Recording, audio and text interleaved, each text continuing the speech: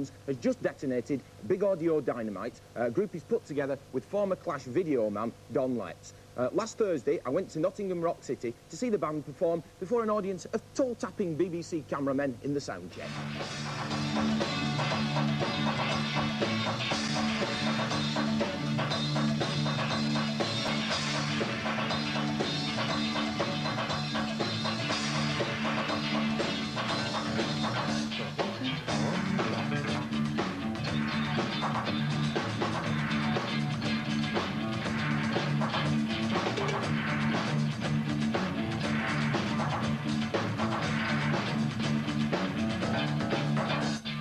There's a new dance that's going around. When the hits start flying, you gotta get down. All the young people dance round the square. The old town groove is really nowhere. So when you reach the bottom line, the only thing to do is climb. Pick yourself up off the floor. Don't know what you're waiting for.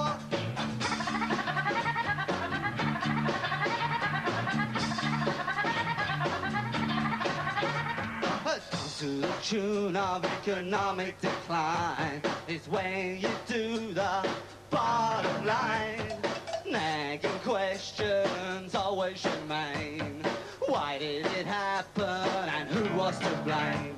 So when you reach the bottom line, the only thing to do is climb. Pick yourself up off the floor. Don't know what you're waiting for.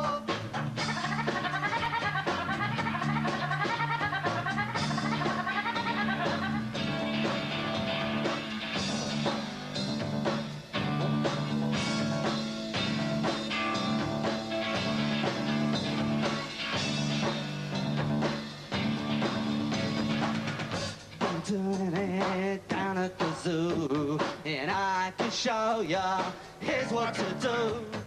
All of the states and over UK, even the Soviets are singing away.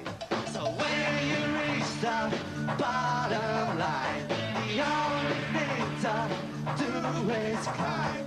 Pick yourself up off the floor. Don't know what you're waiting for.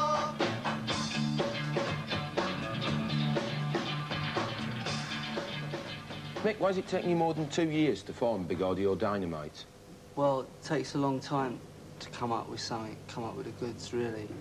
I think it takes a long time to have an idea. Teaming up with Don Letts in your new band seems an unusual move. Why did you pick Don as a partner? Well, I've known him for a long time, 10 years, since the early punk days. And he was one of the few people who sort of rallied round when it was a bit tough for me. And there's something about working with friends.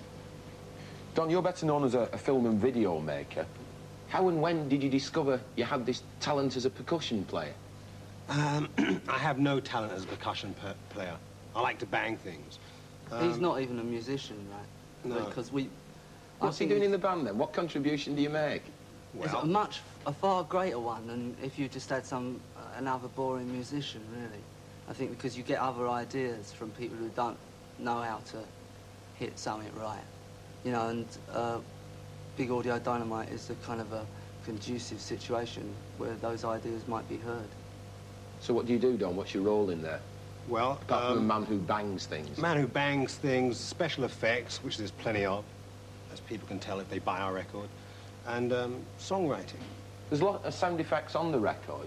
Do you use tapes on stage to recreate those sounds? Yep, they're plundered from all over the place, your local video shop or whatever, yeah. But let me say this about the special effects, is that the songs stand as songs. We haven't made a big deal about them. They've been used intelligently. But you could strip that away and still have good songs. You were allegedly fired from the Clash for rock star behaviour. Yeah, what did no, that mean? I don't know about that. That wasn't... Oh, that was one of what the they reasons said, was it? Yeah, one of them. No, I think that's what the papers said. I think they read between the lines there. It wasn't that at all. It wasn't rock star behaviour. What was it? Can't help the way I am, though, but even so. It was, somebody sitting behind them wanting to sit where I was sitting. Namely? Namely, their manager. Strummer says he saved Topper Heden's life by sacking him from the I think that's a bit strong. Well, that's what he says. How did your dismissal benefit you? It put me in a position to put Big Audio Dynamite together. It was what I wanted to do, really. I would have done that with The Clash. If Joe rang you this evening and invited you to rejoin him in The Clash, what would you say to him? I'd say that I was completely and 100% involved with Big Audio Dynamite. I didn't have the time. They say I got a bad attitude. When I'm home, my woman won't leave me alone, and that's so I walked out of the door, and it seemed worse than before, and that's and the thought occurred to me, how come that everything you see is so bad? But before I realized it, I'm trapped and paralyzed, and I called an opportunity, claimed my insurance policy,